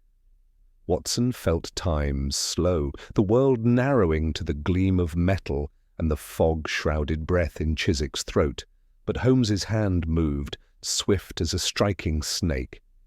And everything erupted at once. Holmes's movement was so sudden, so startlingly precise, that Watson barely registered it until the impact rang sharply through the fog. Holmes had struck the barrel of Chiswick's revolver with the flat of his walking stick, sending the shot wild. The bullet sparked against the stone wall of the alley, ricocheting into the night with a sinister hiss. Before Chiswick could recover, Holmes closed the distance, knocking the weapon from his grasp. It clattered to the cobblestones and slid beneath a stack of empty crates. But the solicitor, cornered, desperate, and driven by the cold fury of exposure, lunged at Holmes with surprising strength, grasping the detective by the lapels and driving him backward into the wall. Watson sprang forward at once, but Holmes's voice cut through the struggle. "Watson, stay back!" Watson froze only because he trusted Holmes implicitly. And in the next moment he saw why the warning was necessary. Chiswick's hand plunged beneath his coat and emerged with a small blade, thin as a quill, gleaming even in the dim fog-light. "You meddling fool!" Chiswick hissed, thrusting the blade forward. Holmes twisted aside, letting the blow glance off the wall. The knife scraped stone with a shrill sound. Holmes seized Chiswick's wrist, pushing it upward. The two men locked in a fierce, breathless contest, their silhouettes merging like shadows, struggling for mastery. Watson's blood surged. He edged to one side, searching for an opening, not to interfere recklessly, but to support Holmes when needed.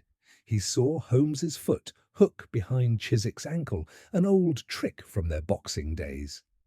With a sudden pull, Holmes sent the solicitor staggering backward, but Chiswick regained his balance with startling speed. His breath rasped, each inhalation filled with the venom of a cornered animal. "I warned you, Mr. Holmes," he said through clenched teeth. "I warned you to let the dead rest, but you could not resist the lure of your own brilliance. Very well, let the mask speak your fate next." He lunged again, the blade flashing. Holmes sidestepped, fluid as water, but the narrow confines of the alley offered little room to maneuver. The knife grazed his sleeve, slicing a thin line across the fabric.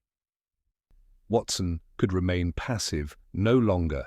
He rushed in, catching Chiswick's arm and wrenching it backward with all the force he could muster. Chiswick cried out, the blade falling from his hand with a metallic clang. Holmes moved instantly, pinning Chiswick against the wall, his forearm braced firmly across the man's chest. It was then that Sergeant Dimmock and two constables burst into the alley, lanterns cutting through the fog like twin suns. Lestrade followed seconds later, breathless. "Good Lord!" Lestrade shouted. "Holmes, are you all right?" Holmes stepped back, allowing the constables to restrain Chiswick. The solicitor, panting and wild-eyed, stared at the circle of accusing faces with a mixture of contempt and defeat. "You fools," he spat. "You think you understand the scale of what I have done?"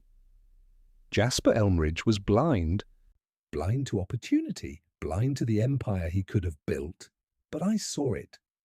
Holmes cut him off sharply. "You saw profit where others saw loyalty. You saw murder as a tool, and you believed yourself clever enough to shape events like a playwright orchestrating a drama." Chiswick's mouth twisted into a sneer. "And I nearly succeeded. Blaine was a liability, a man too honest, too diligent. He would have uncovered the discrepancies Coyle discovered, just as Coyle did, and Coyle had to be removed.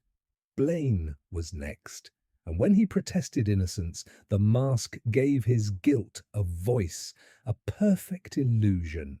Holmes's eyes burned with cold contempt. "An illusion backed by forgery, violence, and coercion." Chiswick laughed, a sound brittle as breaking ice. "It would have worked, until you interfered." Holmes turned his head slightly. "Lestrade?" "Take him away. Do not allow him any contact with Miss Elmridge, and speak to no one of the details until I have completed my analysis." The constables marched Chiswick toward the street, his muttering fading into the fog. Lestrade paused, wiping sweat from his brow. "Holmes, we owe you our lives this night." Holmes waved the comment aside, his voice clipped. "Lives were imperiled because a cunning mind exploited trust and craftsmanship. We have only just begun to untangle the consequences." Watson felt a shiver at the depth of Holmes's tone. The immediate danger had passed, yet Holmes himself seemed far from satisfied. His gaze was fixed on the darkened end of the alley, as though some unseen spectre still lingered. "Holmes," Watson said softly, "you appear troubled." Holmes turned to him. "Watson, Chiswick admitted to the forgery, to Coyle's murder, even to staging Blaine's death. Yet he said nothing of the photographic plates Armitage referenced, nothing of the crate sent to us, nothing of the phrase, 'the man who profits most.'" Lestrade frowned. "But Chiswick profited from the embezzlement. Who else could it refer to?" Holmes's voice lowered. Profit does not always mean money, Inspector. Consider influence, leverage, inheritance. Consider who stands to gain the most from the deaths of Jasper Elmridge, Henry Blaine, and Matthew Coyle. A cold realization crept through Watson's mind. Holmes, you cannot be suggesting Miss Elmridge. Holmes shook his head firmly. No, she is innocent, and far too exposed, but another remains whose motives we have not yet fully examined. Watson's breath caught. Armitage? No, Holmes said. Armitage was frightened. A pawn, not a player. Think, Watson. Chiswick controlled the finances, the accounts, the legal documents. But who controlled Jasper Elmridge himself? Who had the authority to influence his business decisions? Who was indispensable and yet invisible to the family's operations? Watson felt his pulse accelerate. You imply another accomplice. Holmes nodded once, gravely. Yes, one who has not yet revealed himself. Chiswick was not acting alone. Lestrade swore under his breath. Holmes, if there's another killer loose, we must move swiftly, Holmes interrupted. Take Chiswick to the yard. Interrogate him, but carefully. He may attempt to mislead you. Meanwhile, Watson and I shall return to the house. There is a final piece of this puzzle yet unplaced. Watson followed him without hesitation, adrenaline still coursing from their confrontation. The fog around them now seemed heavier, as though London itself braced for an unseen blow. Holmes, Watson said as they approached the back entrance, what do you fear remains? Holmes halted just before the threshold, his silhouette stark against the dim light. I fear, he said quietly, that the mask's final utterance is still to come. And when it speaks again, Watson, it may speak the true murderer's name.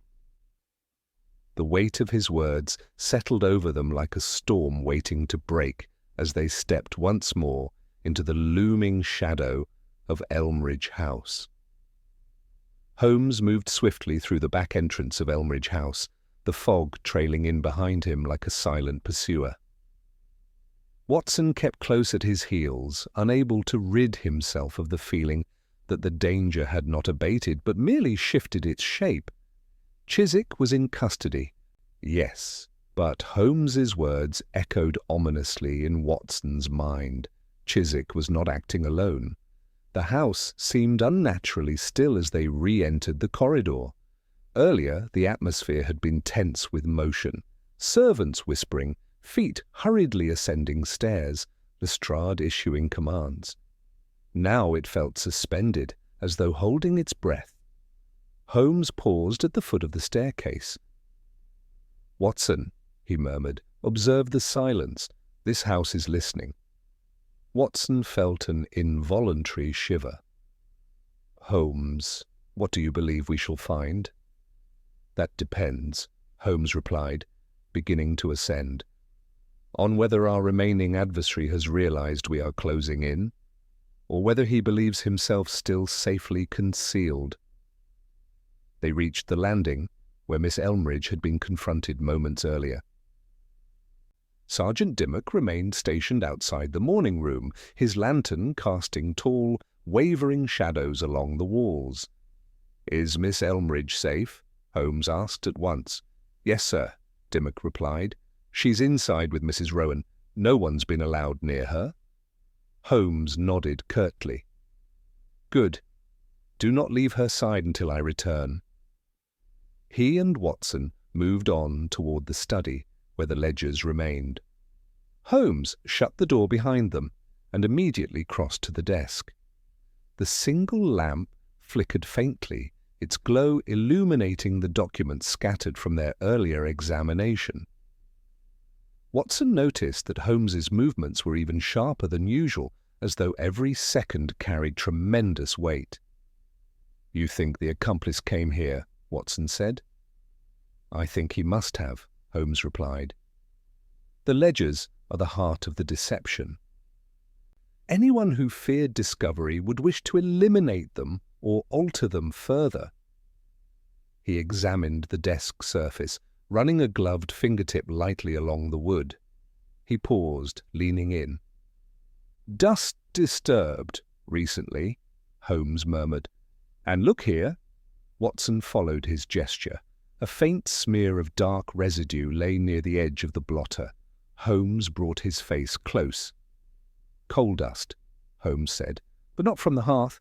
This is finer, industrial, from the machinery used in photo-etching." "Then the accomplice," Watson said slowly, "is someone who works directly with such chemicals, someone within the household or business." Holmes turned to him, eyes alight. "Exactly. And who would have both access to Elmridge's accounts and to engineers' materials? Someone who handled technical documents regularly, someone who developed plates for blueprint reproduction." Watson felt a dawning horror. "Holmes, are you referring to Mr. Elmridge's chief engineer?" "I recall Miss Elmridge mentioning a man who often visited the house during her father's business reviews." Holmes nodded. "Edwin Mallory, a man seldom noticed, always in the background, yet indispensable to Elmridge's industrial operations. He would have had access to machinery, financial drafts, and, most crucially, an intimate understanding of the vulnerabilities in the company's oversight." Watson swallowed. "And Coyle? And Blaine? Both might have stumbled across discrepancies in Mallory's technical requisitions." "Precisely," Holmes said, "and Mallory would have prepared the photographic plates Armitage referenced. Plates that recorded financial documents before they were altered by Chiswick's hand." Holmes's gaze sharpened. "Mallory did not merely profit from Chiswick's scheme, he orchestrated it. Chiswick performed the forgery, Mallory engineered the illusion. Two minds, one deception." Just then a loud crash echoed from upstairs, sharp enough to steel their nerves instantly. Holmes wheeled toward the door. "Watson! Miss Elmridge!" They ran. Watson's pulse pounded as they flew down the corridor and up the staircase, Dimmock already rushing toward the sound. The morning-room door stood open, its latch broken clean off. Inside, the lamp had toppled, rolling across the floor in a wobbling arc.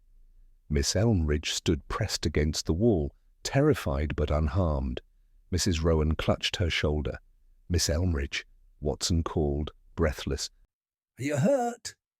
She shook her head violently. "No, but a man entered the room. He must have slipped behind the curtain. When Sergeant Dimmock opened the door to look into the hallway, he sprang out and ran. He tried to seize me. Holmes, he tried to drag me away." Holmes's face tightened with crystalline clarity. "Mallory!" Dimmock looked stricken. "I saw no one. He must have gone down the servants' steps." Holmes turned sharply. "Watson, Dimmock, follow me. Mallory believes he still has time to escape. He is mistaken." They descended toward the rear staircase, Holmes several strides ahead. The narrow passage rang with their footsteps. Watson felt the chill deepen as they reached the kitchen level, dimly lit, filled with shadows and the faint scent of coal. Holmes halted, raising a hand. "At once!" Watson saw what he had detected, a thin trail of dark footprints, almost invisible against the stone floor, leading toward the cellar door. "Industrial soot," Holmes whispered. "Mallory's boots betray him." Dimmock stepped forward, lantern raised. "Holmes," Watson murmured. "What would Mallory hope to find in the cellar?" Holmes's expression darkened. "Not what he hopes to find, but what he hopes to destroy." Watson understood instantly. "The photographic plates," Holmes nodded. "Armitage must have hidden them somewhere he believed safe. The plates contain the original, unaltered financial records. Mallory cannot allow them to survive."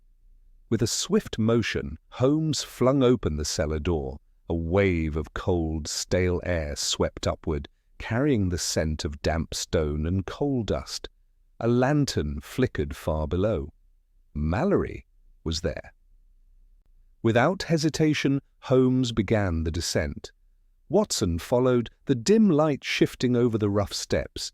Near the bottom, the cellar opened into a wide chamber cluttered with old crates and machinery, and at the far end, crouched beside a coal bin, was Edwin Mallory. His coat was smeared with soot, his hands blackened, and in one of them he clutched a bundle of plates, thin metal sheets that caught the lantern light like shards of moonlight. Mallory looked up with wild, desperate eyes. "Stay back," he rasped. "These plates, these cursed plates, do you think I'll let you ruin everything?" Holmes stepped forward, calm but resolute. "Mallory, your scheme has ended.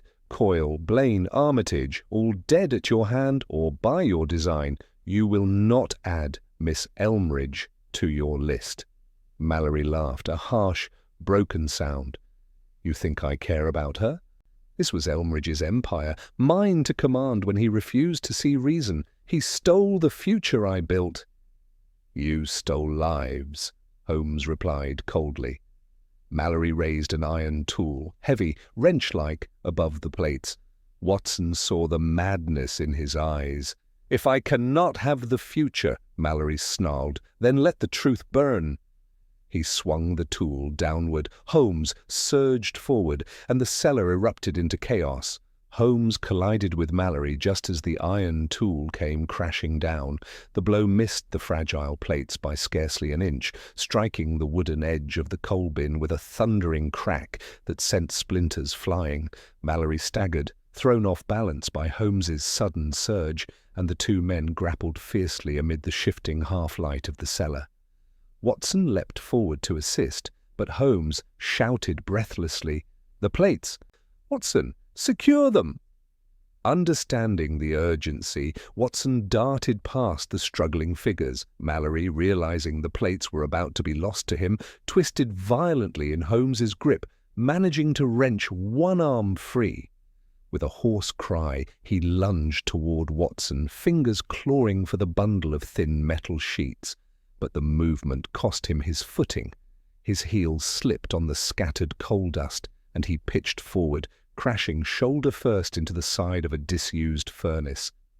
Holmes seized the moment, pinning Mallory to the ground with a precision that showed both strength and impeccable control. "Do not move," Holmes said, his voice low but charged with authority. "Your attempts to destroy the truth end here." Mallory spat a curse, struggling beneath Holmes's weight, but the fight had gone out of him. Desperation had replaced fury. His breath came in ragged, broken bursts. Watson gathered the plates carefully, holding them close to his chest as though they were as fragile as glass. In the glow of the lantern, he saw enough to understand their significance. Lines of figures and notations mirrored the ledgers upstairs, yet without the forged additions. These were indeed the originals Armitage tried to hide, the irrefutable proof of Mallory's theft and the lengths he had taken to conceal it. Sergeant Dimmock sprang down the steps at that moment, lantern swinging wildly. "Mr. Holmes, are you hurt?" "Only winded," Holmes replied, rising slowly while maintaining a firm grip on Mallory's arm. "I trust the constables are stationed above. This man is dangerous and cunning beyond what his present state suggests." Dimmock moved swiftly, binding Mallory's hands behind him with practiced efficiency. Mallory closed his eyes as though the weight of his defeat pressed on him more heavily than the ropes. "You fools," Mallory muttered, though the venom had faded from his voice, replaced by a dull resignation. "You think this ends anything? Elmridge squandered what innovators like me could have built." He clung to tradition, to respectability. He would have smothered his own enterprise before allowing it to evolve. I merely took what he denied the future. Holmes regarded him with a cold, unwavering gaze. "You took lives, Mallory, and you manipulated others to mask your crimes. There is no progress in murder, only destruction." Mallory fell silent. He seemed to shrink, all the arrogance and fervour that had driven him dissolving into a hollow shell. Holmes turned to Watson. "Let us bring these plates into the light. Their contents must be examined and preserved. Dimmock, bring Mallory up and turn him over to Lestrade. There is no doubt now of his guilt, or of the meticulous care he invested in weaving this deception." As they ascended the cellar stairs, Watson holding the photographic plates as though carrying a delicate treasure, Holmes spoke quietly enough that only he could hear.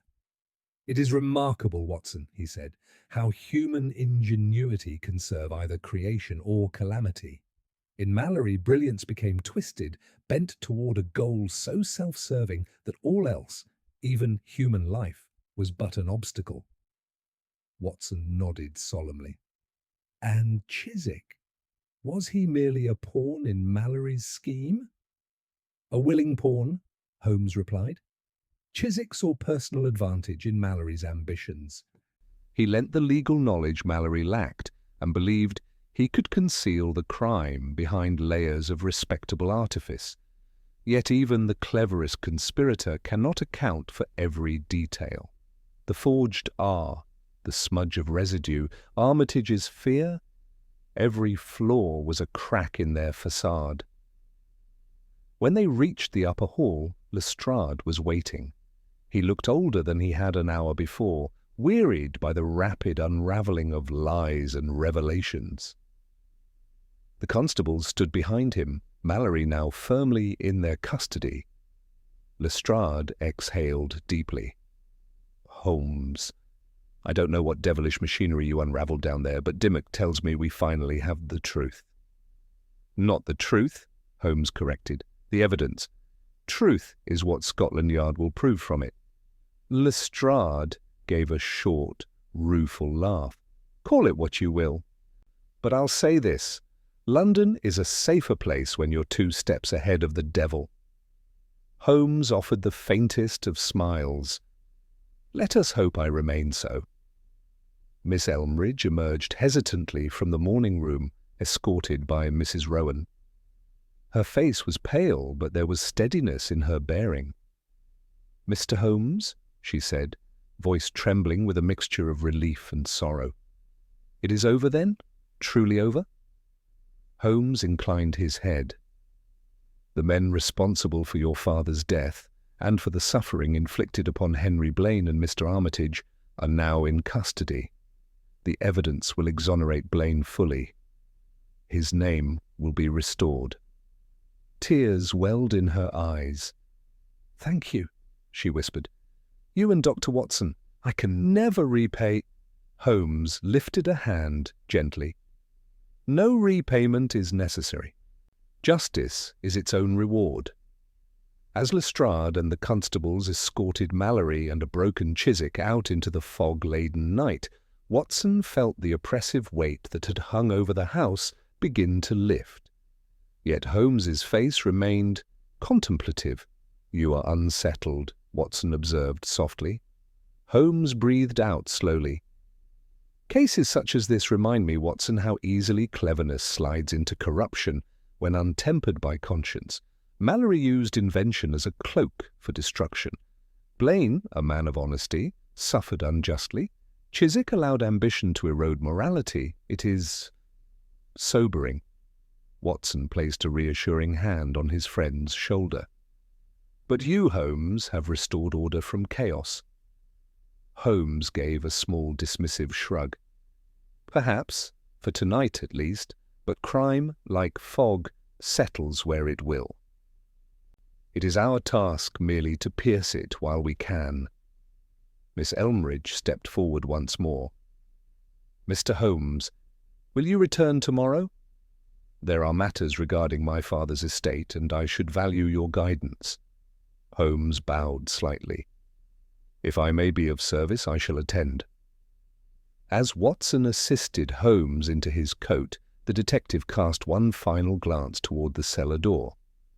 "That," he murmured, "was the true voice behind the mask. Not prophecy, not oracle, only the cold intent of a man willing to let illusion speak murder." They stepped into the night, the fog beginning to thin at last. "Come, Watson," Holmes said, the familiar spark returning to his tone. "A cup of tea at Baker Street will do us both good. And perhaps, once this is properly written up, you shall find it one of your more dramatic chronicles." Watson smiled, despite the exhaustion. "I dare say it will, Holmes." Together they walked through the fading mist, leaving behind the house of secrets where the mask had once spoken, and where, at last, the truth had answered.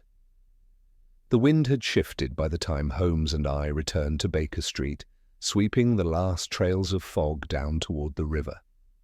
The sky above London was beginning to clear, revealing faint pinpricks of starlight. Though the hour was late, our hearth greeted us warmly, and Mrs. Hudson, suspecting the need, had left a kettle steaming on its trivet. Holmes removed his coat with deliberate calm, but I noted the lingering gravity in his expression. The case had been concluded, its culprits apprehended, its mysteries unravelled.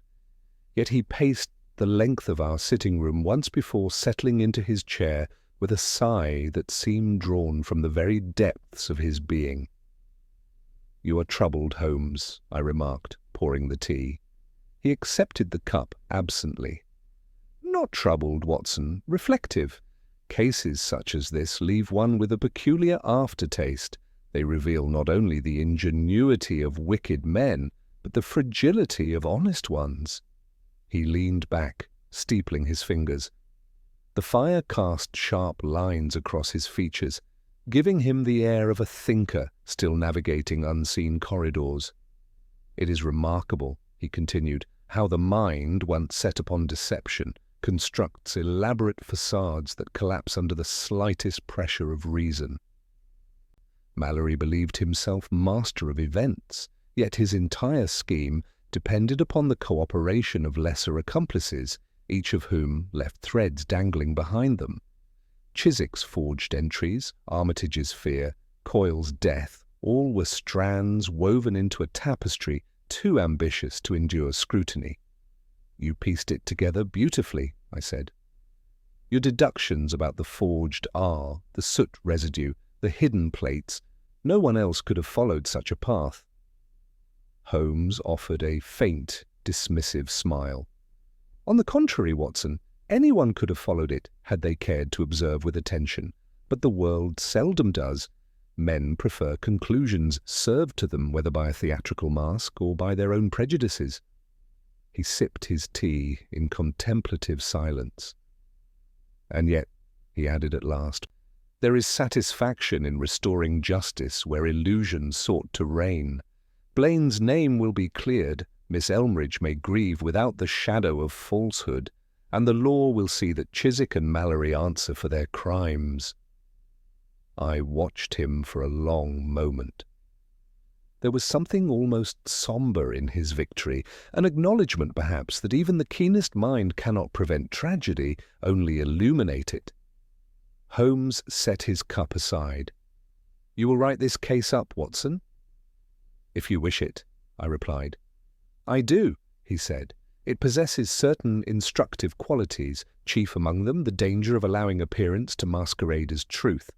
And I confess the speaking mask provides a sufficiently dramatic element to satisfy your literary taste." I laughed. "It will make for an excellent chapter." Holmes's gaze softened. "It shall. But do not embellish my role, Watson. The facts are sufficient. Let the story rest upon the chain of reason." He rose, crossing to the window where he stood, looking out over the street, now settling into its nocturnal quiet. "At times," he murmured, "I wonder how many masks London wears, how many truths hide behind clever artifice. But while the world spins its illusions, we shall continue to pierce them where we can." He turned back toward me, the familiar spark returning to his eyes. "For now, Watson, let us enjoy a moment's peace. Another case will no doubt find us soon enough, wrapped in yet another veil." With that, Holmes resumed his seat, drew his violin to his shoulder, and let a soft, contemplative melody drift through the lamplit room, notes rising and falling like the last breaths of a mystery now laid to rest.